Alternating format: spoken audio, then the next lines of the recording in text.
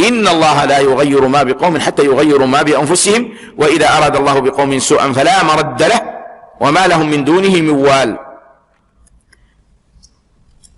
يقول جل وعلا إن الله لا يغير ما بقوم حتى يغيروا ما بأنفسهم. خذها قاعدة: لا يغير الله ما بقوم من النعم والخير أو العكس، ما بهم من الشر والضيق والفقر، حتى يغيروا ما بأنفسهم.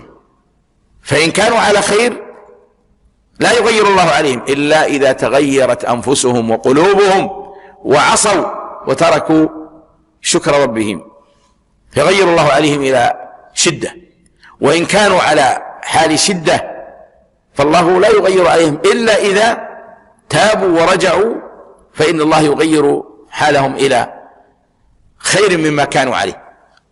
وهذا أمثلته كثيرة يراها الإنسان في نفسه وفي غيره. فمثلا قوم يونس كانوا عصاة توعدهم بالعذاب، بل فر مغاضبا، فلما فر مغاضبا تابوا جميعا، هي الأمة الوحيدة الذين تابوا وصرف الله عنهم العذاب بعدما انعقدت أسبابه. فلما تابوا يقال أنهم جمعوا أطفالهم وأبناءهم وخرجوا وجمعوا دوابهم فابتهلوا إلى الله وتابوا فرفع الله عنهم العذاب. غيروا ما بأنفسهم فغير الله عليهم إلى الخير. قريش كانت قرية آمنة مطمئنة، لكن غيروا فعادوا النبي صلى الله عليه وسلم وآذوه وآذوا أصحابه وحاربوا دين الله، فدعا عليهم النبي صلى الله عليه وسلم يجعلها عليهم سبعا كسني يوسف أو كسبع يوسف العجاف.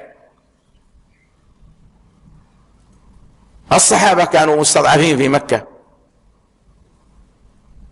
فغير الله عليهم ومكنهم في المدينة.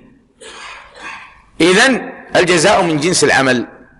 انتبه لنفسك، الحال التي تريدها قدم ما تستحقه عليها، هذا من عدل ربنا سبحانه وتعالى.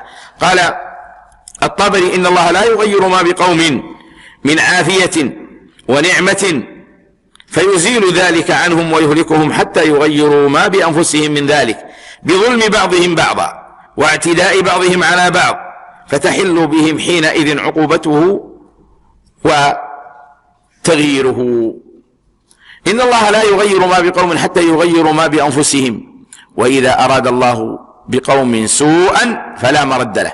إذا أراد الله بقوم أو بأمة سوء، عذاب، عقاب ينزله فيهم، فلا مرد له، لا يرده أحد ولا يصده أحد وما لهم من دونه من وال.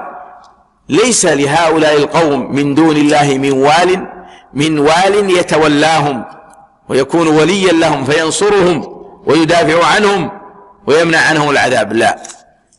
إذن فأسلموا لربكم، الخطاب مع كفار قريش، آمنوا به جل وعلا.